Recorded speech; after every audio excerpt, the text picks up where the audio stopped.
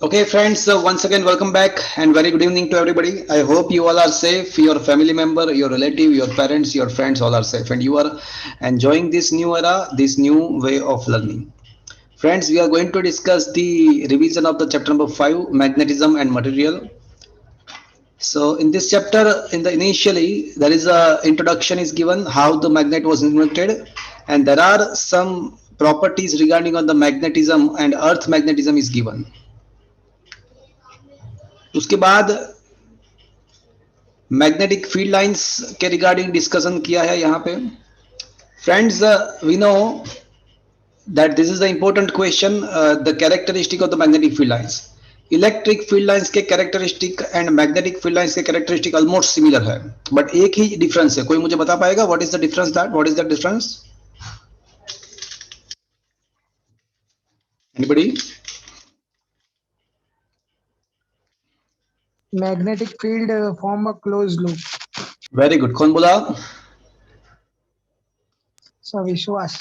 Good देखो आपके पास यहाँ पे सामने के साइड तीन डिफरेंट फिगर्स ड्रॉ किया हुआ है एक जो है वो बार मैग्नेट का मैग्नेटिक फील्ड लाइंस है this is the bar magnet ये बार मैग्नेट है दूसरा सोलेनॉइड है आप ध्यान से ऑब्जर्व करो तो बार मैग्नेट एंड सोलेनॉइड का जो मैग्नेटिक फील्ड लाइंस है वो ऑलमोस्ट सेम है it is almost similar and you can see that they are forming a closed loop as well वो पूरा क्लोज लूप बनता है देखो यहाँ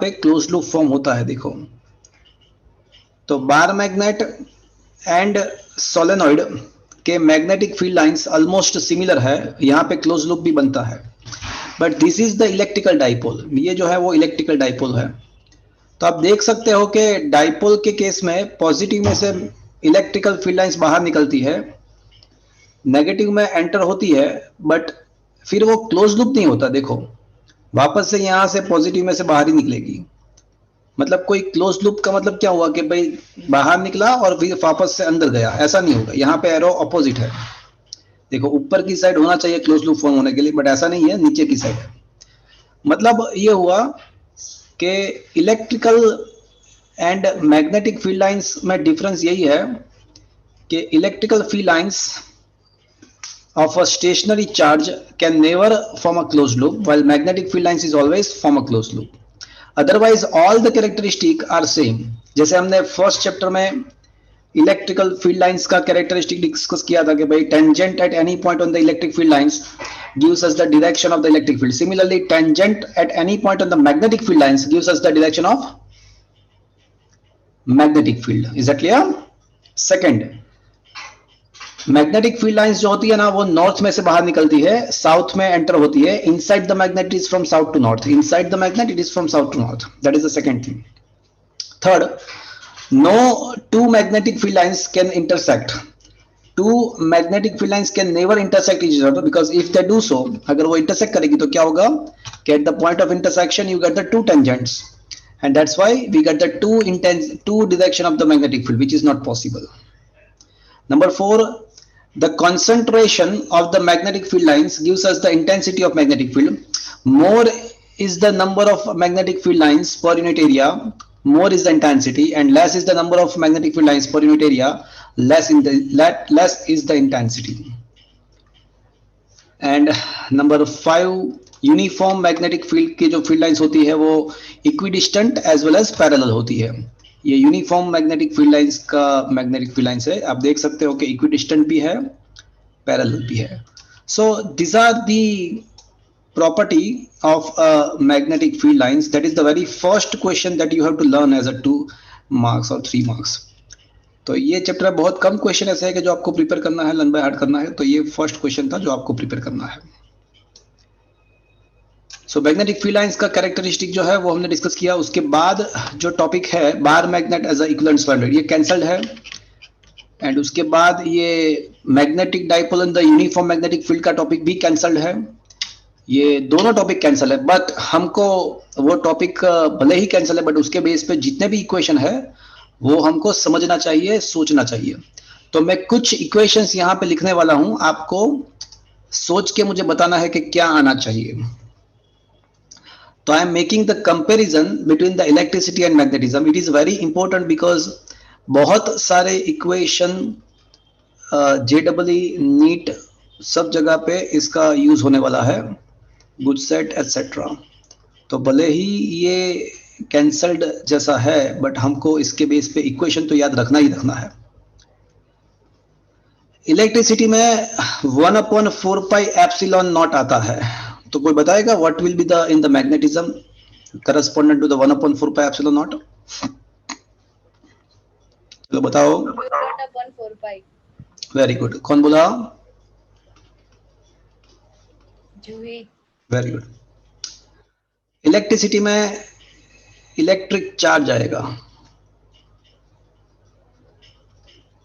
तो यहां पे करस्पॉन्डेंट टू दैट मैं आपको बता दूं मैग्नेटिक पोल आएगा। यहां पे positive charge and negative charge. तो पॉजिटिव के चार्ज के रिस्पेक्ट में यहां पे नॉर्थ पोल आएगा एंड नेगेटिव चार्ज के रिस्पेक्ट में यहां पे साउथ पोल आएगा। एंड पोल स्ट्रेंथ, चार्ज का वैल्यू जो है वो क्यू, चार्ज का यूनिट कूलम है, तो यहां पे पोल स्ट्रेंथ को पी से डिनोट करेंगे हम। चलो, electrical dipole moment,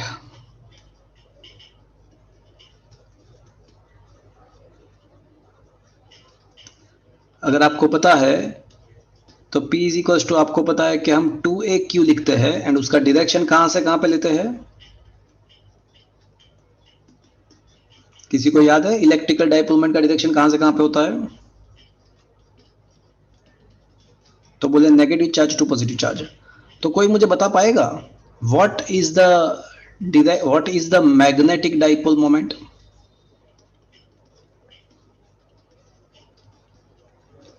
magnetic dipole moment for the bar magnet, को बताएगा मुझे? 2L where P is a pole strength and the direction is from, कोई बताएगा मैग्नेटिक डाइपोल मोमेंट का डायरेक्शन कहां से कहां पे होगा? Anybody? It is to south to north. Very good. And आपको ये भी पता है कि भाई जो बार मैग्नेट होता है ना, उसका magnetic field lines and solenoid का मैग्नेटिक फील्ड लाइंस सिमिलर होता है। तो इसका मतलब ऐसा हुआ कि बार मैग्नेट का जैसे मैग्नेटिक डाइपोल मोमेंट हमने डिफाइन किया, ऐसे मैग्नेटिक डाइपोल मोमेंट सोलेनॉइड का भी डिफाइन करना चाहिए, और वो ऑलरेडी हमने 4th चैप्टर में डिफाइन किया हुआ है। तो डाइपोल मोमेंट ऑफ सोलेनॉइड, चलो कोई मुझे बताएगा? सोलेनॉइड मतलब एक टाइप का कोइल है, तो उसका डाइपोल मोमेंट आपको पता होगा, क्या है भैया, याद है? NIA। एंड सो दैट अगर आपको सोलेनॉइड का पोल स्ट्रेंथ फाइंड करना है, अगर पोल स्ट्रेंथ अगर सोलेनॉइड का फाइंड करना है, तो देखो पोल स्ट्रेंथ को अगर सब्जेक्ट को इक्वेशन बनाओगे तो डाइपोल मोमेंट अपॉन लेंथ आएगा। तो सोलेनॉइड का पोल स्ट्रेंथ मतलब dipole moment of the solenoid upon its length.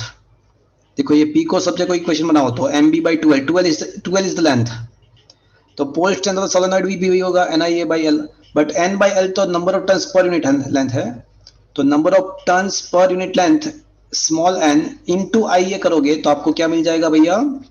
Pole strength of the solenoid मिल जाएगा। I think this is new for you. Is it okay friends? तो ये जो equation मैंने लिखा वो किसके लिए लिखा मैंने? Pole strength of the solenoid and dipole moment of the solenoid. आया बात समझ में? ठीक है friends, am I audible to you? Yes. Okay. अब मुझे बताओ कि डाइपोल का जो इलेक्ट्रिकल फील्ड होता है ऑन द एक्सिस, तो एक्सिस पे डाइपोल का इलेक्ट्रिकल फील्ड याद है आपको? 2 KPR upon R square minus a square का square into P cap. So that is the electrical field of a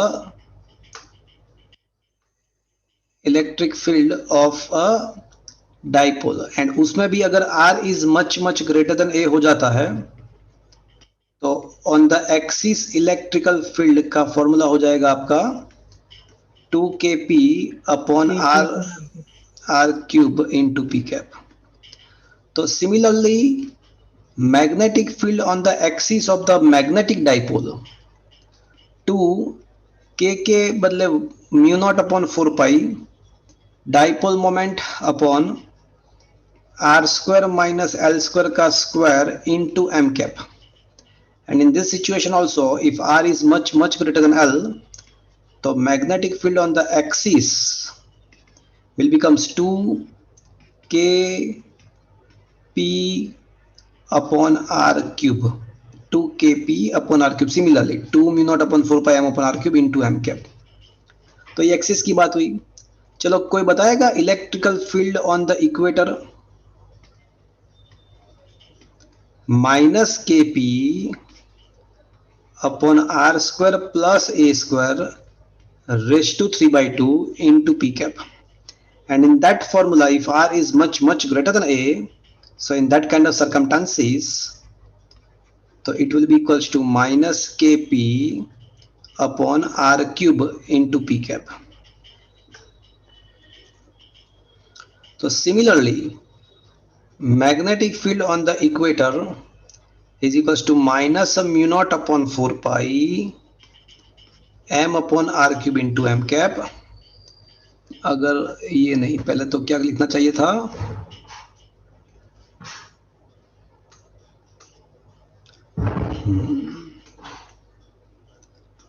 तो पहले लिखना चाहिए था माइनस म्यू नॉट अपॉन 4 पाई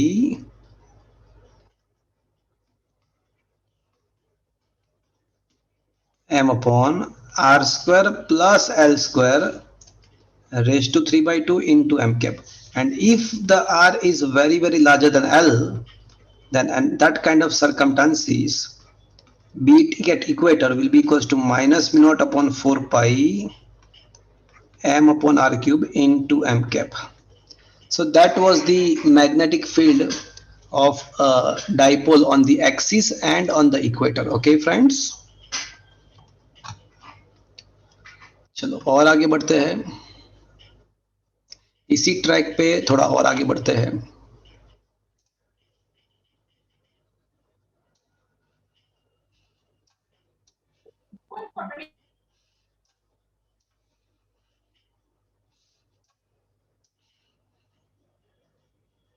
ओके चलो बताओ भैया मुझे,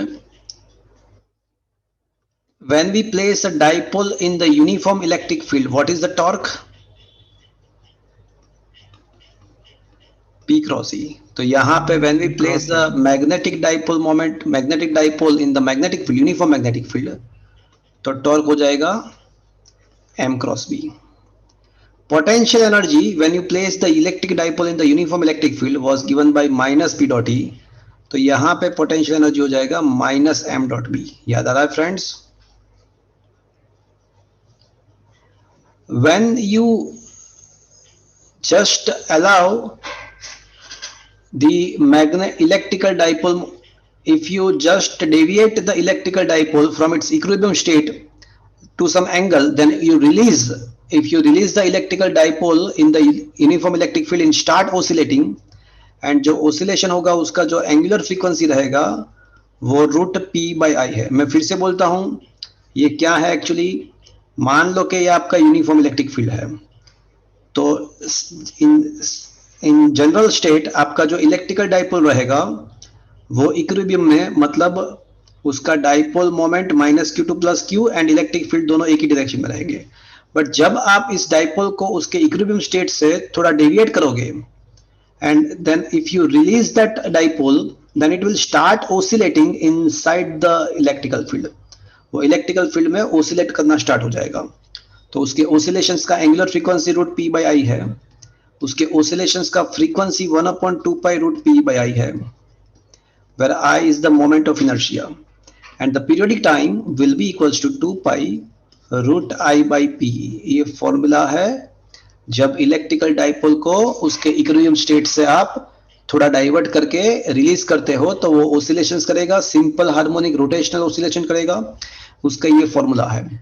तो सिमिलरली मैग्नेटिक डाइपोल का एंगुलर फ्रीक्वेंसी क्या होगा, रूट पी के बदले एम, ई के बदले बी, डाइ मोमेंट ऑफ इनर्शिया तो वही रहेगा, फ्रीक्वेंसी का भी फॉर्मूला वही आएगा 1/2 pi root M B by I, and periodic time भी वही आएगा 2 pi root I by mb। Is it understood, friend? Work done, work done to rotate the dipole from its theta 1 position to theta 2 position, that was a p cos theta 1 minus cos theta 2।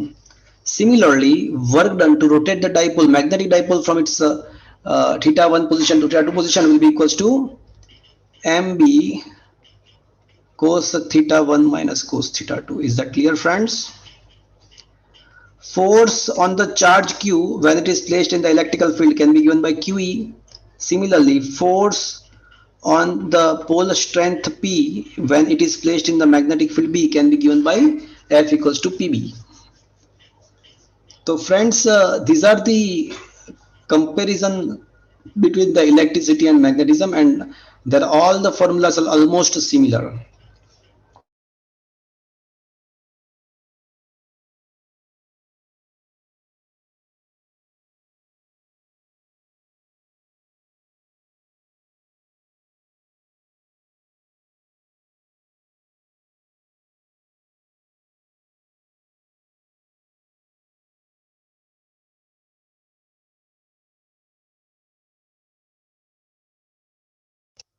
Am I audible to you, friends?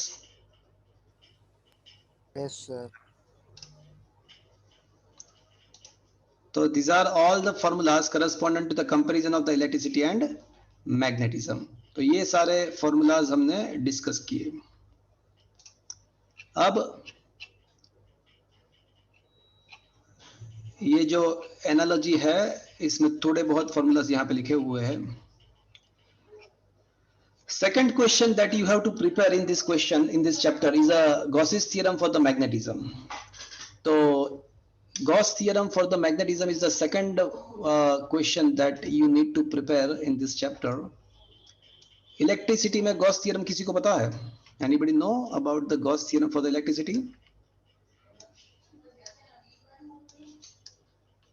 E dot ds is equal to q upon epsilon naught। Very good. The electrical flux integration E dot D A भी बोल सकते हैं, D S भी बोल सकते हैं, आपकी मर्जी। With electrical flux linked with the closed surface, कोई भी क्लोज्ड सरफेस का के साथ लिंक्ड इलेक्ट्रिकल फ्लक्स जो होता है ना, that is equal to the ratio of charge enclosed by that close surface to the permittivity of vacuum. तो ये आपका जो है that is a Gauss theorem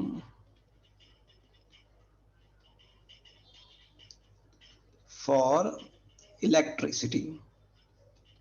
ये इलेक्ट्रिसिटी का गॉस थ्योरम है। तो मैग्नेटिज्म के लिए गॉस थ्योरम क्या है? तो बोले magnetic flux associated with any closed surface, कोई भी क्लोज्ड सरफेस के साथ लिंक्ड मैग्नेटिक फ्लक्स कितना होगा? Integration B dot D A, so that is always zero. So that is what is the magnetic flux associated with the closed surface, and it is comes out to be zero। That is what is the Gauss theorem for the Gauss's theorem for the below।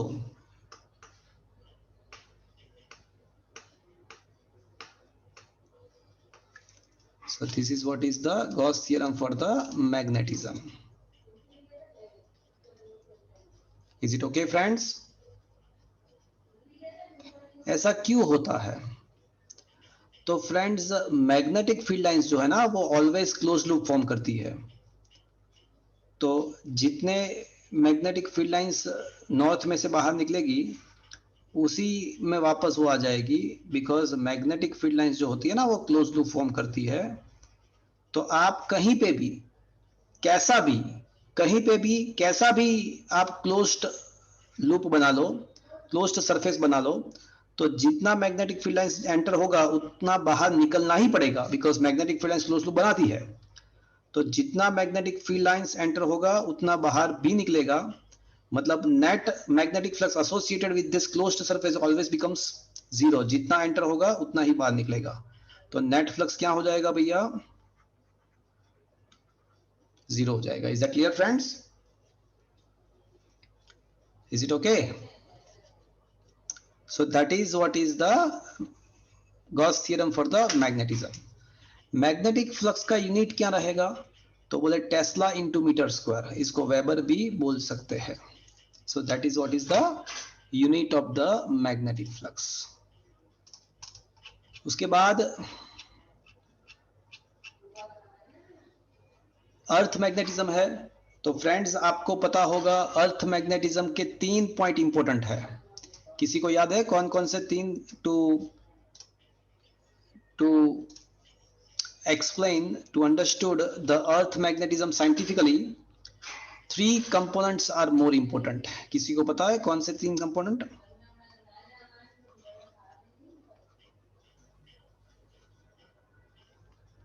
Magnetic declination, number 2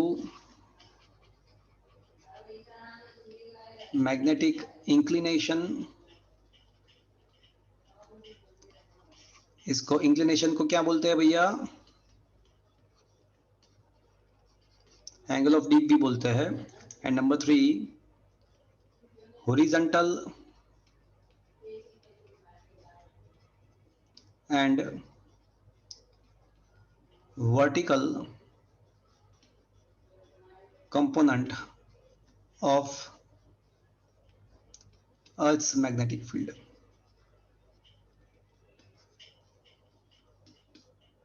तो ये 3 component जो है वो बहुत ही important, that is what is called the earth's geomagnetic parameter. चलो किसी को पता है डेक्लिनेशन किसको बोलते हैं? है कोई माइका लाल? पता है किसी को डेक्लिनेशन किसको बोलते हैं? एनीबॉडी? कोई बताएगा what is the meaning of the declination? Geographic magnetic meridian. क्या फिर से बोलो? Angle between geographic and magnetic meridian.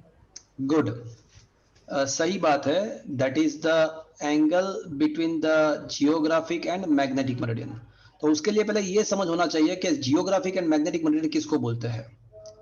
आपकी बात एकदम सही है कि भाई angle between the geographic meridian and magnetic meridian.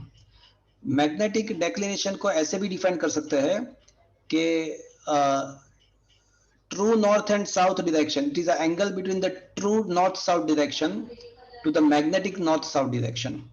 वो true south north direction and magnetic south north direction के बीच का भी एंगल कह सकते हैं। चलो सबसे पहले तो हम ये पता करेंगे कि जियोग्राफिक मेरिडियन किसको बोलते हैं। तो अभी मैंने जो ड्रॉ किया है वो अक्ष के अर्थ के लॉन्जिट्यूड्स एंड लेटिट्यूड्स है। ये जो हॉरिजॉन्टल सर्कल्स होते हैं उसको लेटिट्यूड्स बोलते हैं एंड वर्टिकल सर्कल्स जो होते हैं उसको लॉन्जिट्यूड्स बोलते हैं। तो जो लॉन्जिट्यूड्स होते हैं ना वो ऑलवेज अर्थ के जियोग्राफिक नॉर्थ साउथ से जाते हैं, पास होते हैं। तो जियोग्राफिक नॉर्थ साउथ में से क्या पास होगा? तो बोले जियोग्राफिक नॉर्थ साउथ में से लॉन्जिट्यूड पास होगा। तो कोई भी एक लॉन्जिट्यूड कंसीडर करो और उसमें से आप एक परपेंडिकुलर प्लेन पास करो। तो कोई भी एक लॉन्जिट्यूड कंसीडर करके उसमें से आप कोई एक परपेंडिकुलर प्लेन पास करोगे ना, तो वो अर्थ के जियोग्राफिक एक्सिस में से भी पास होगा। वो अर्थ के जियोग्राफिक एक्सिस में से भी पास होगा। तो ये जो प्लेन है which is perpendicular to the earth and passes from the geographic axis of the earth, तो ये जो प्लेन है उसको ही क्या बोलते हैं भैया?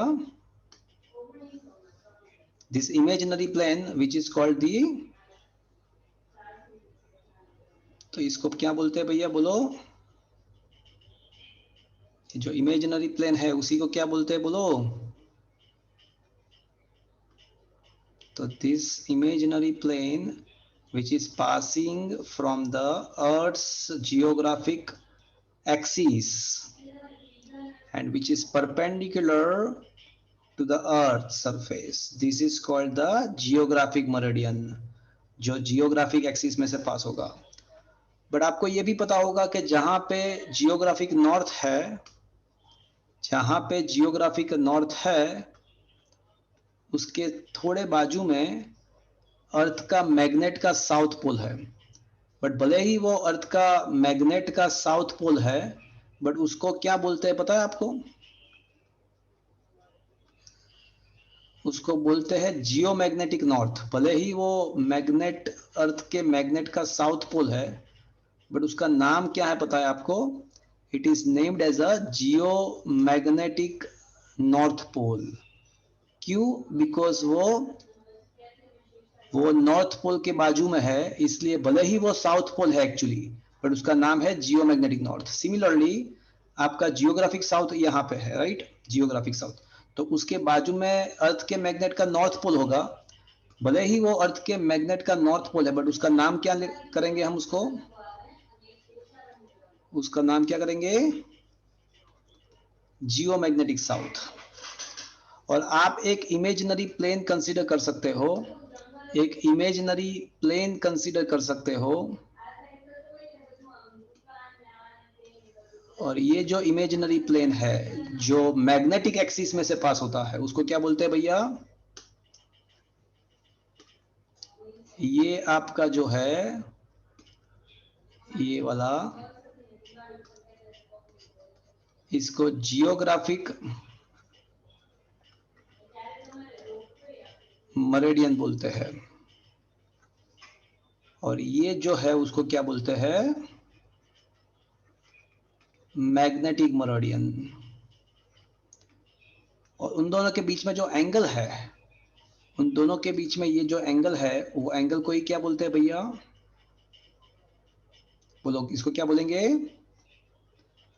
बताएगा कोई बताएगा? Magnetic declination. इसको ही बोलेंगे magnetic declination.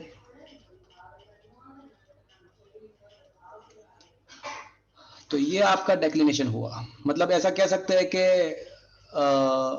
Geographic north south and magnetic north south के बीच का जो एंगल है उसको डेक्लिनेशन। अलग अलग प्लेस पे वो डेक्लिनेशन अलग अलग है। यहाँ पे वो 11.5 डिग्री है मैग्नेटिक पोल्स के पास। तो हमारे इंडिया को बेनिफिट ये है कि इंडिया में ये जो मतलब इंडिया जो है ना वो इक्वेटर पे आता है, तो इक्वेटोरियल प्लेसेस जो है ना अर्थ के, तो वहाँ पे डेक्लिनेशन थोड़ा कम रहता है। तो वहाँ पे डेक्लिनेशन थोड़ा कम है। मतलब इंडिया के अंदर अगर आप मैग्नेटिक नीडल के द्वारा नॉर्थ साउथ डायरेक्शन फाइंड करने का ट्राई करोगे ना, तो वो ऑलमोस्ट आपको सिमिलर मिलेगा, ज़्यादा डेविएशन नहीं रहेगा। बट आपको मैं बता दूं कि अगर आप मैग्नेटिक नीडल का यूज करते हो नॉर्थ और साउथ पोल पे, अगर मैग्नेटिक नीडल का आप पोल पे यूज करते हो तो आपको पता है कितना प्रॉब्लम है? 2000 किलोमीटर डिस्टेंस है इन दोनों के बीच में, 2000 किलोमीटर। तो मतलब अगर मैग्नेटिक नीडल से आप डायरेक्शन पता करते हो पोल्स में, तो आप कितने दूर पहुंचोगे एक्चुअल जगह, एक्चुअल डेस्टिनेशन से 2000 किलोमीटर रह जाओगे दूर, बिकॉज वहां पे एंगल ऑफ डीप ज्यादा है, तो डेविएशन थोड़ा ज्यादा है। Is it understood friend? तो डेक्लिनेशन के बारे में हमने पूरा डिस्कशन किया।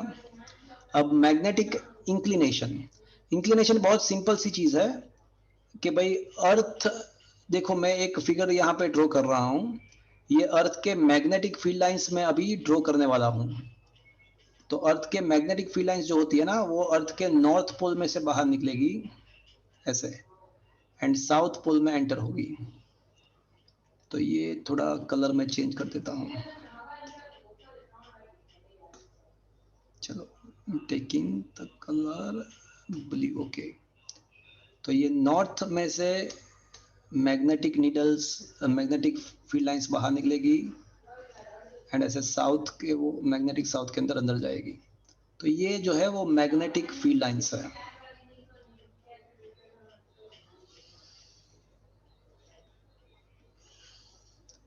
तो आप देख सकते हो कि अर्थ के सरफेस से ये मैग्नेटिक फील्ड लाइंस पैरेलल सब जगह पे नहीं है।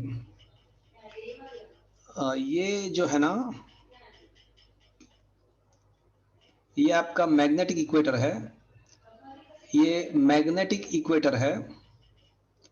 तो आप देख सकते हो कि मैग्नेटिक इक्वेटर पे जो है ना, वो मैग्नेटिक फील्ड लाइंस अर्थ के सरफेस से पैरेलल है। देखो, तो इसका मतलब कि यहाँ पे आपका एंगल ऑफ डीप जो है वो 0 है, मतलब वो अर्थ के सरफेस से पैरेलल है। बट पोल्स के पास देखो, तो वो एग्जैक्टली पोल पे तो परपेंडिकुलर है magnetic field lines. Magnetic north या साउथ पोल पे तो एग्जैक्टली परपेंडिकुलर है। तो what is the angle of dip at the pole? कोई बताएगा?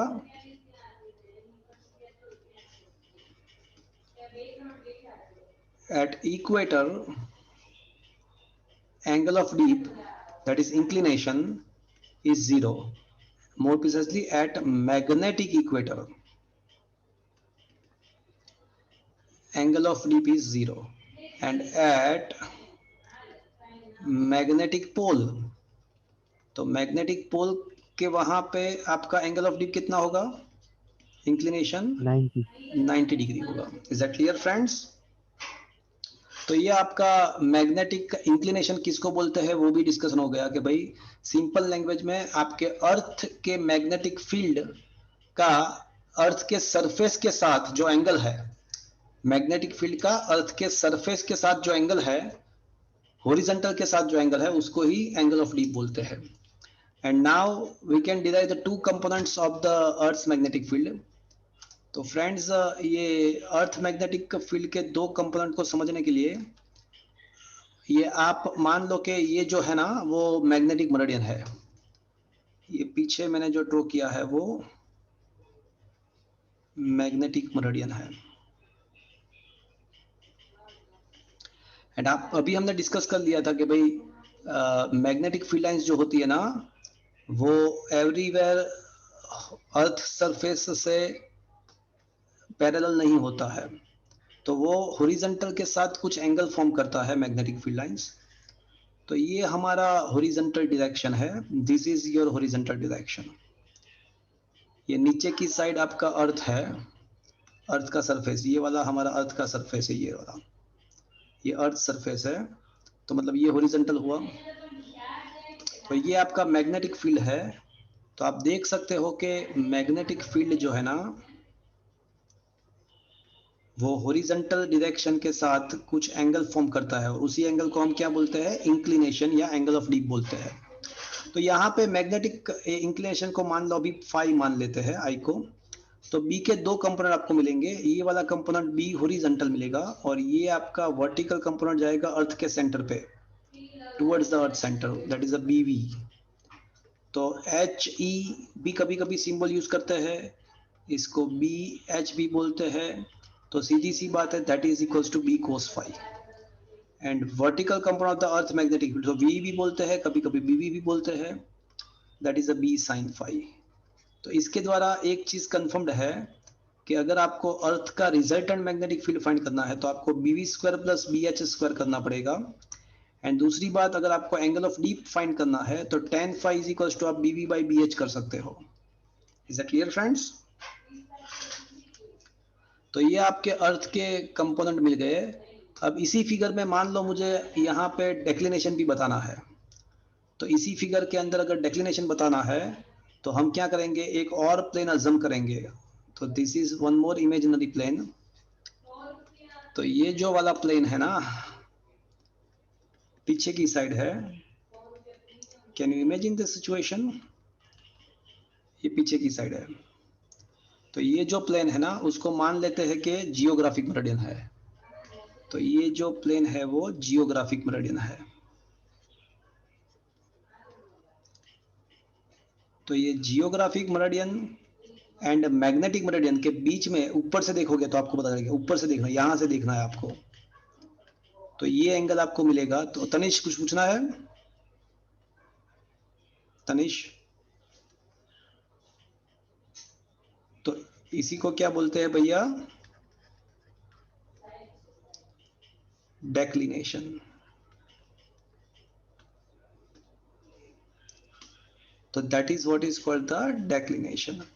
तो ये सेम फिगर के अंदर मैंने inclination, declination and BH and BU मतलब horizontal and vertical component of the earth magnetic field मैंने बता दिया। तो ये अर्थ मैग्नेटिक फील्ड के सारे कंपोनेंट, सारे पैरामीटर्स यहाँ पे मैंने आपको एक्सप्लेन किया। तो ये अर्थ मैग्नेटिज्म वाला जो टॉपिक था वो पूरा हमने यहाँ पे पूरा डिस्कस कर लिया। Inclination, declination, angle of deep क्या है, सब कुछ हमने यहाँ पे डिस्कस किया।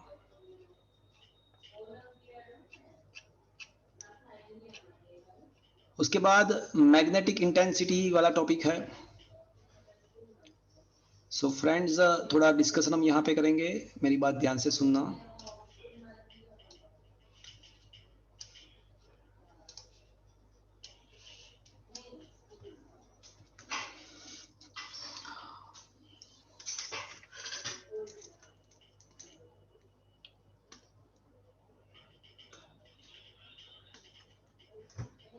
मान लो कि ये कोई सोलेनॉइड है,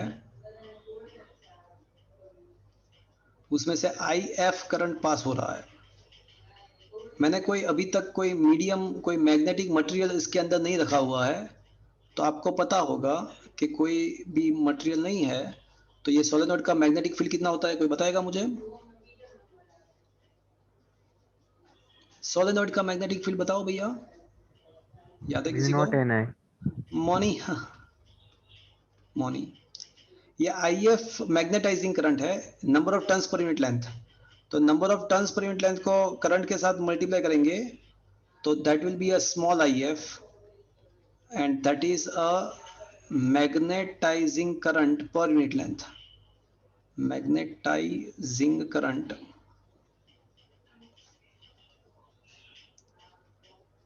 पर यूनिट लेंथ हो जाएगा। तो इसको अब हम लिखेंगे mu naught small IF। Is that clear? तो it is in the absence of any magnetic material, कोई मैग्नेटिक मटेरियल मैंने इंसर्ट नहीं किया है। बट मान लो, अब मान लो कि मैं कोई मैग्नेटिक मटेरियल यहाँ पे डालता हूँ, कोई मैग्नेटिक मटेरियल को मान लेते हैं कि हम यहाँ पे इंसर्ट करते हैं। मान लो कोई मैग्नेटिक मटेरियल को मैंने यहाँ पे इंसर्ट किया, तो क्या होता है भैया कि मटेरियल के अंदर भी डाइपोल मोमेंट इंड्यूस होगा।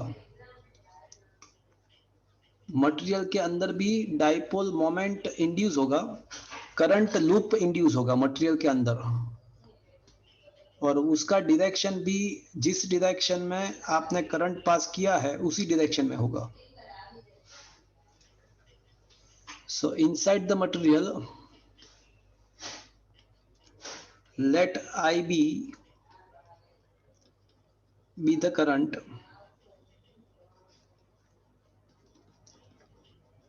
induced in material। तो इंड्यूस्ड डाइपोल मोमेंट कितना होगा?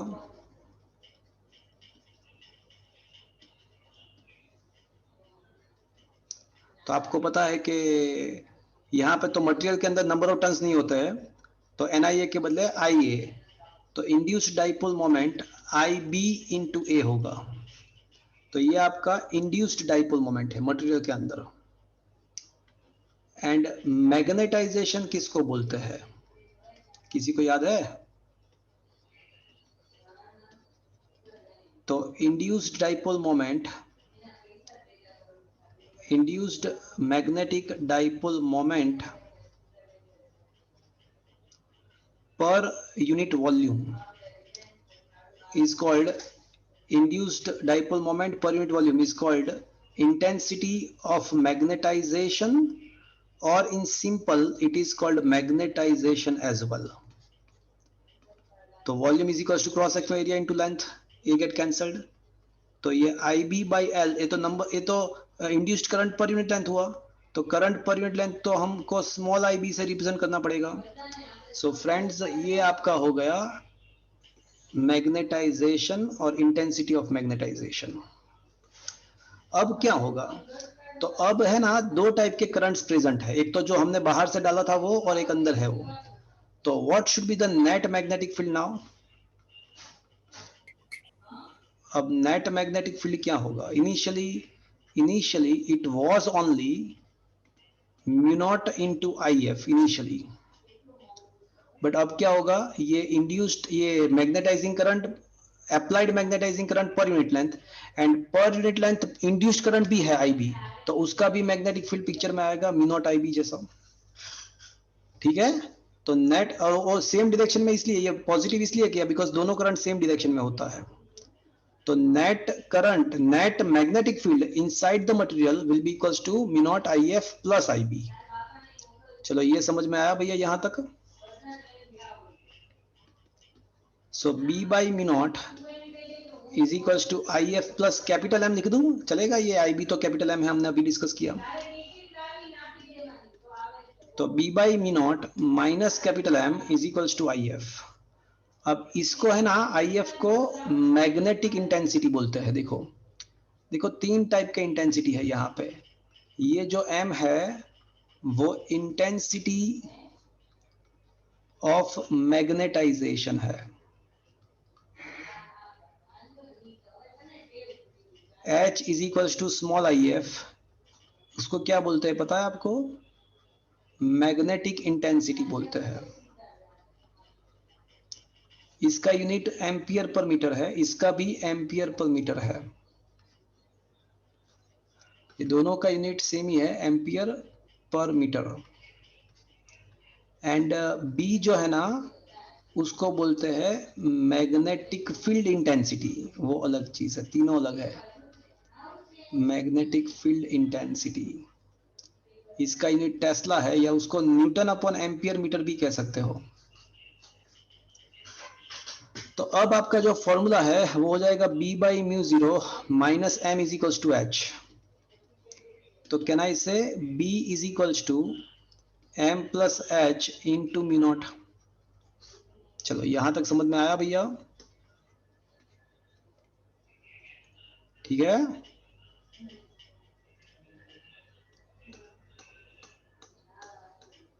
Is it okay? यहां तक समझ में आया भैया? Yes, sir. Yes, sir. चलो, अब है ना, ऐसा एक्सपेरिमेंटली पता चला कि इंटेंसिटी ऑफ मैग्नेटाइजेशन जो होता है ना, वो मैग्नेटिक इंटेंसिटी के सेम प्रोपोर्शन में होता है। And if we remove this proportional design we got the constant magnetic susceptibility here. तो एक कांस्टेंट मिलेगा, मैग्नेटिक ससेप्टिबिलिटी मिलेगा यहां पे।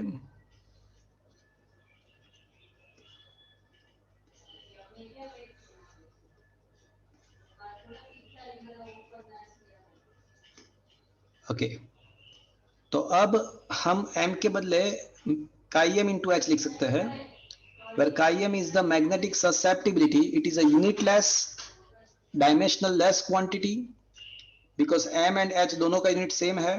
It is depend on the temperature and the type of material. तो अब जो रिजल्टेंट मैग्नेटिक फील्ड होगा inside the material will be equals to mu naught m के बदले chi m h plus h, तो ये h कॉमन, तो ये हो जाएगा mu naught into 1 plus chi M into H. तो ये अभी आपका रिजल्टेंट मैग्नेटिक फील्ड होगा। अब ये mu naught into 1 plus chi M जो है ना, ये similar theory, it is like electricity में भी ये सेम टू सेम इस टाइप का थ्योरी कैपेसिटर में था। अब ये जो mu naught into 1 plus chi M जो है उसको क्या बोलते हैं पता है भैया? It is a permeability of a material. तो that's why mu upon mu naught will be equals to 1 plus chi m, that is called the relative permeability. So 1 plus chi m can be replaced by the relative permeability. तो अब आपका जो resultant magnetic field है हो जाएगा mu zero 1 plus chi M के बदले relative permeability mu R into H, but mu naught into H तो म्यू नॉट आई एफ है, and mu naught I F जो है वो तो बी जीरो था, तो ये हो जाएगा mu R into mu naught H. Mu naught H का मतलब mu naught small I F, ये तो आपका बी जीरो था। तो कंक्लूजन ये निकला कि अगर आप कोई मैग्नेटिक मटेरियल रखते हो मैग्नेटिक फील्ड के अंदर, तो मटेरियल के अंदर जो मैग्नेटिक फील्ड होगा वो इनिशियली वैक्यूम में जो मैग्नेटिक फील्ड था उसका म्यू टाइम्स बढ़ जाएगा, इसका म्यू टाइम्स बढ़ जाएगा. सो that is what is the conclusion of the whole theory. Is it understood friends? तो ये आपका मैग्नेटाइजेशन ऑफ द मटेरियल का जो टॉपिक था वो पूरा टॉपिक हमने यहाँ पे डिस्कस कर लिया. फाइनली लास्ट में आप देख सकते हो कि रिजल्टेंट मैग्नेटिक फील्ड जो है वो mu zero into mu R into H है, जो हमने प्रूव किया लास्ट में. Is it understood friend?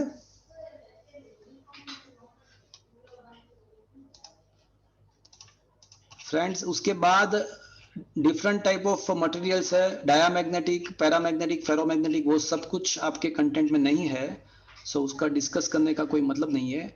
फिर परमानेंट मैग्नेट बनाया. परमानेंट मैग्नेट तो ठीक है कि भाई जो जिसके अंदर मैग्नेटिक फील्ड बहुत टाइम तक, इन्फिनिट टाइम तक रहता है, लॉन्ग टाइम तक, तो उसको परमानेंट मैग्नेट बोलते हैं.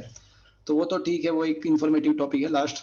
तो ये आपका पूरा चैप्टर मैंने यहाँ पे आपको 100% रिवाइज करा दिया. आपके पूरा चैप्टर, ये आपका चैप्टर 5 कंप्लीटली खत्म हो गया. छोटा सा चैप्टर है, न्यूमेरिकल्स भी बहुत कम है इसके अंदर, 7-8 न्यूमेरिकल्स, एक्सरसाइज 2-3. देखो आप, अगर मैं बताऊँ आपको तो कितने न्यूमेरिकल्स है ये चैप्टर. देखो थ्योरी हार्डली आपको प्रिपेयर करने लायक 3 या 4 थ्योरी है इस चैप्टर में, एंड न्यूमेरिकल भी आप देख लो तो 5 न्यूमेरिकल इलस्ट्रेशन में है, 2 न्यूमेरिकल एक्सरसाइज में है, कुल मिला के मतलब 7 न्यूमेरिकल्स है. आपके पूरे चैप्टर में 7 ही न्यूमेरिकल है. तो ये चैप्टर आपको कंप्लीटली मार्क्स देगा बोर्ड के एग्जाम में, 100% मार्क्स देगा, बिकॉज थ्योरी भी बहुत कम है, न्यूमेरिकल भी बहुत कम है, और उसका वेटेज कितना है पता है आपको ये चैप्टर का? ये चैप्टर का जो वेटेज है वो आपको पता होगा कि ये जो चैप्टर है उसका वेटेज आपका 5 मार्क्स का है. तो आराम से ये चैप्टर आपको मार्क्स दे सके ऐसा है, आराम से 5 मार्क्स मिल जाए ऐसा है. तो यहाँ पे पूरे चैप्टर का रिवीजन मैंने कंप्लीटली खत्म किया. अब हम चैप्टर नंबर 6 स्टार्ट करेंगे. Am I audible to you friends? मेरी आवाज आ रही है आपको? Yes, sir. तो चैप्टर नंबर 5 का कंप्लीट रिवीजन यहाँ पे खत्म हो रहा है. अब हम चैप्टर 6 के रिगार्डिंग डिस्कशन स्टार्ट करेंगे. कोई बताएगा what is the name of the chapter number 6?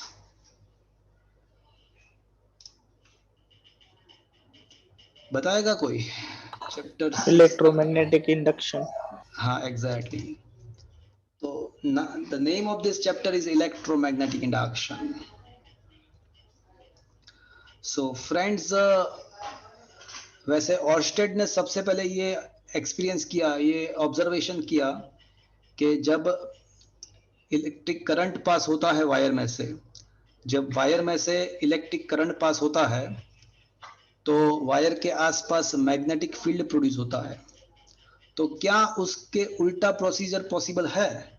Orsted ने हमको ये सिखाया कि when the current passes from the any wire near the wire magnetic field induces, but whether the opposite process is possible, that is a question.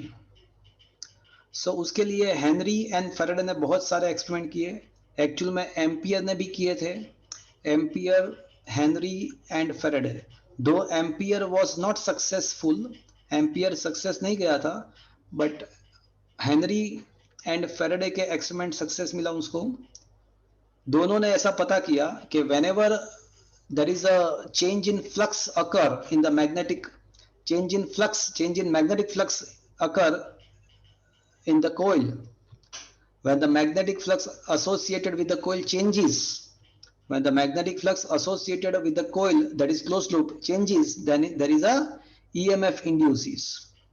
So that was the basic conclusion of the Henry and Faraday's experiment. तो Henry and Faraday ने बहुत अलग अलग type के experiment किए थे. वो सारे एक्सपेरिमेंट आपके सिलेबस में से कैंसिल है. ये एक्सपेरिमेंट नंबर 1, 2, 3 जितना भी है, जितने भी एक्सपेरिमेंट है वो सारे कैंसल्ड है. But what is the conclusion of the all the experiment? Conclusion क्या था इसका वो आपको याद रखना है. क्या था कंक्लूजन? बताओ भैया.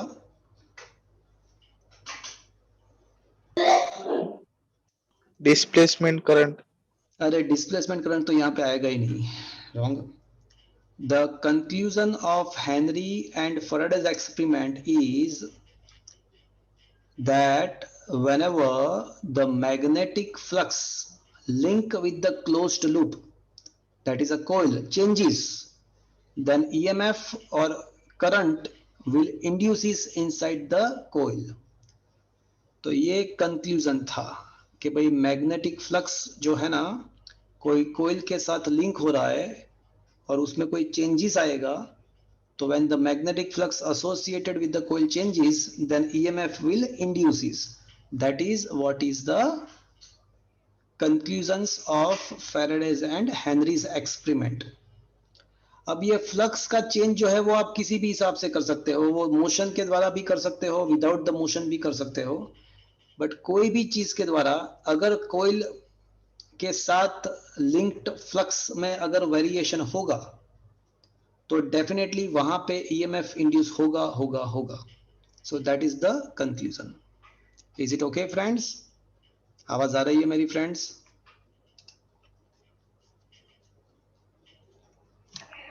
Yes, sir. मैग्नेटिक फ्लक्स आपको पता है, जैसे इलेक्ट्रिकल फ्लक्स का डेफिनेशन क्या है, तो बोले इलेक्ट्रिकल फ्लक्स का डेफिनेशन ये है कि ई डॉट डी एस या डी ए जो भी लिखना है. सिमिलरली मैग्नेटिक फ्लक्स का डेफिनेशन है integration B dot D S या डी ए भी लिख सकते हो डी एस. एक बच्चा पूछ रहा था कि सर ये जीरो नहीं आएगा. अरे भाई ऐसा नहीं है कि मैग्नेटिक फ्लक्स जीरो है. कोई क्लोज्ड लूप अगर होगी, कोई क्लोज्ड सरफेस होगा तो डेफिनेटली क्या होगा, तो मैग्नेटिक फ्लक्स जीरो होगा. But every time it is not necessary that the magnetic flux zero. कोई क्लोज्ड सरफेस है तो जीरो होगा. सो अगर कोई क्लोज्ड सरफेस नहीं है, तो कोई अगर क्लोज्ड सरफेस नहीं है तो ये मैग्नेटिक फ्लक्स जीरो नहीं होगा. आया बात समझ में? ठीक है. तो फ्रेंड्स मैग्नेटिक फ्लक्स क्या है वो तो पहले से भी हमको पता है, चैप्टर नंबर 5 में भी उसका डिस्कशन आ गया है. अब ये Faraday's law for the magnetic electromagnetic induction is a very important question. Faraday's law for the electromagnetic induction is a very important 2 or 3 mark question. So Faraday ने ये बताया कि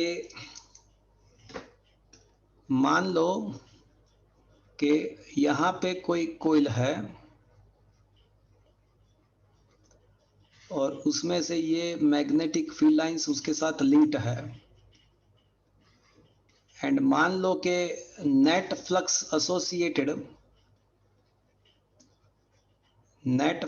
associated with this coil is a phi. तो Faraday ने ये बताया कि भाई EMF which is induced in this coil is equals to the negative of rate of the change of the mag. Am I audible to you friends? आवाज आ रही है?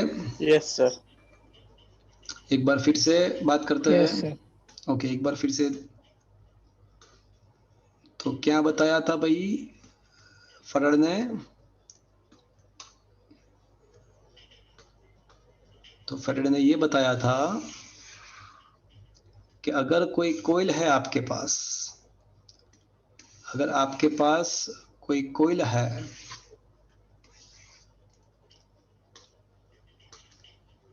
तो अगर उसके साथ linked flux total flux phi है, तो EMF induced in that coil is equals to the rate of the change of the magnetic flux linked with that coil.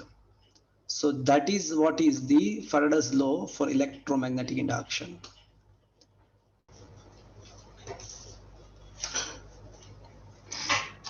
Friends, am I audible to you?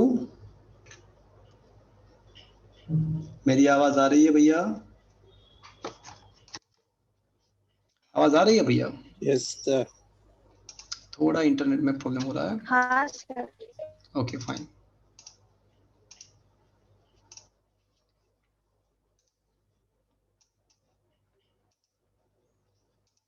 So Faraday's law ये है कि भाई net EMF induces in the any coil is equals to the negative of rate of change of flux.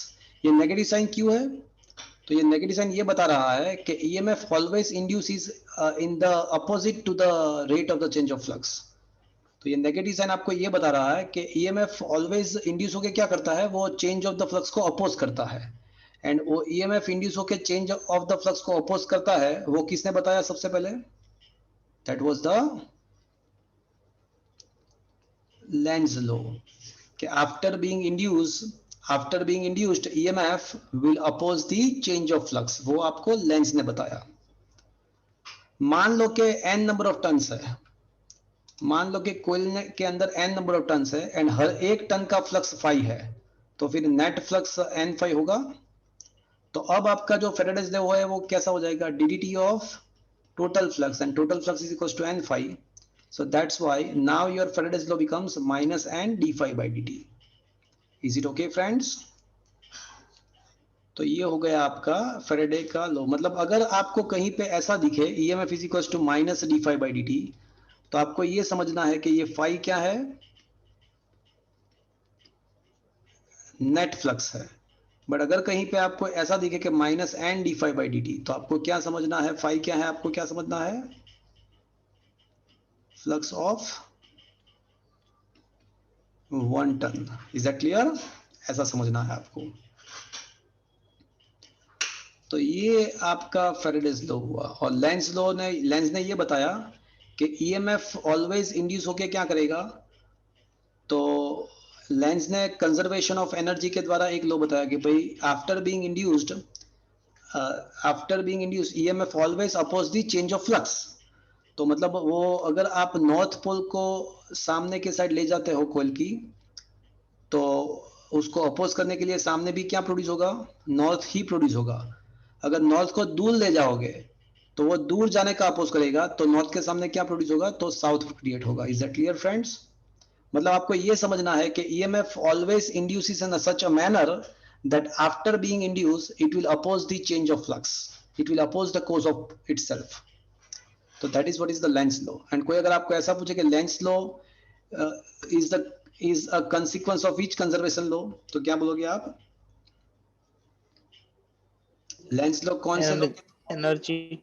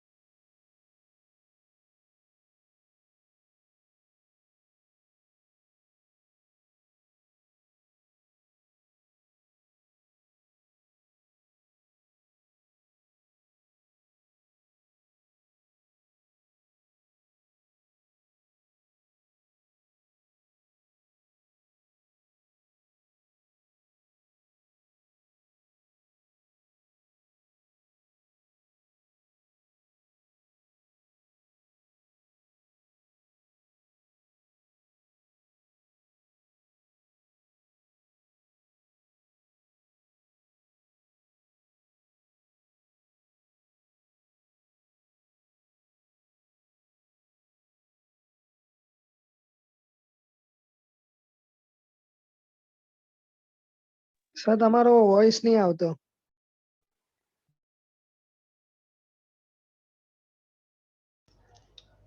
अभी आ रहा है आवाज? अभी हाँ आवाज आ सर. रही है? हाँ, अभी आवाज आ रही है? Is हाँ it okay? सर.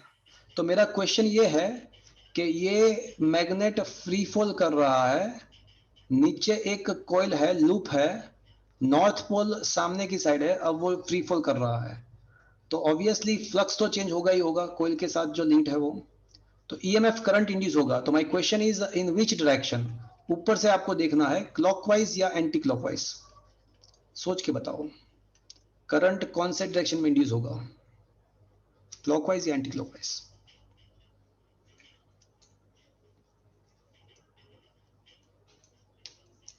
बताएगा कोई? सर क्वेश्चन एक वખત एंटी क्लॉकवाइज।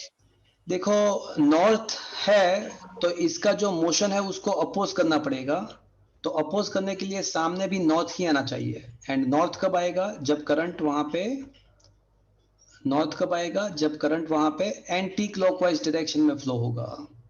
तो current must be flowing in the anti clockwise direction, then and then the north के सामने नॉर्थ आएगा और अपोज करेगा। Is that clear friends? तो एंटी क्लॉकवाइज डायरेक्शन आपका राइट आंसर है। Is it understood friend? Is it okay? Yes, sir. तो ये लेंस के लॉ के ऊपर बहुत सारे क्वेश्चंस एमसीक्यू पूछते हैं। ये क्वेश्चन भी बहुत ही अच्छा है, ये वाला क्वेश्चन बहुत ही अच्छा है। तो ये आपको सोचना है, समझ लो। इसको देखते हैं एक बार, मेरी बात सुनना। आपको ऐसा सोचना है कि ऑलवेज आपको क्या करना है कि you need to oppose the change of flux. याद रखना, फ्लक्स को अपोज नहीं करना है। किसको अपोज करना है? चेंज ऑफ फ्लक्स को अपोज करना है। Change.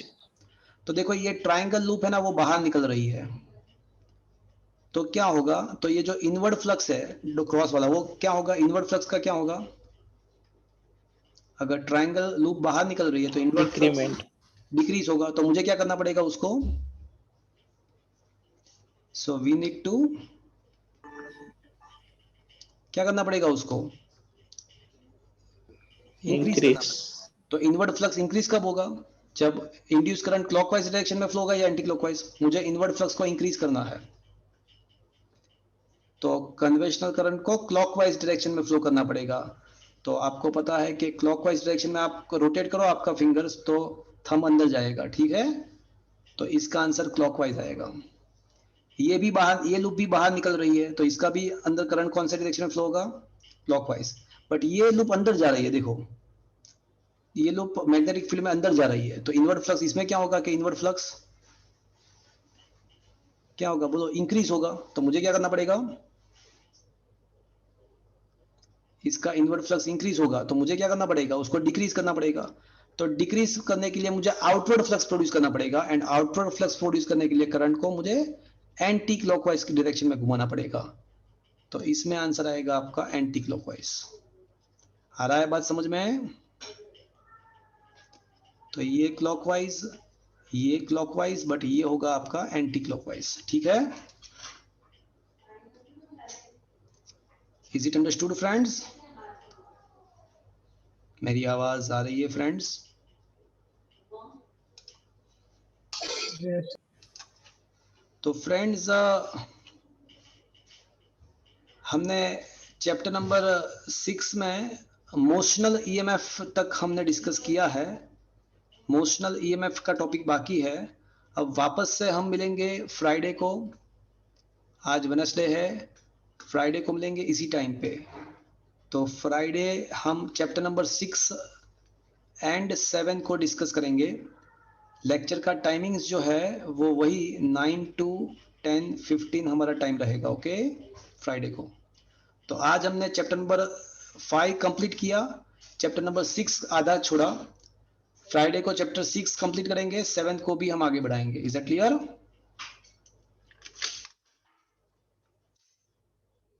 आज का सेशन मैं यहाँ पे खत्म कर रहा हूँ फ्रेंड्स। आप every please you should give all the exams as per the schedule. हम यहाँ पे एग्जाम्स कंटिन्यूसली हमारा रहेगा, आपको स्केड्यूल के हिसाब से देना है, ओके? और कहीं पे भी डाउट है, प्रॉब्लम है, तो definitely you can contact me as well as Santosh sir, okay? तो सेशन में यहाँ पे खत्म कर रहा हूँ friends, thank you. Is it okay?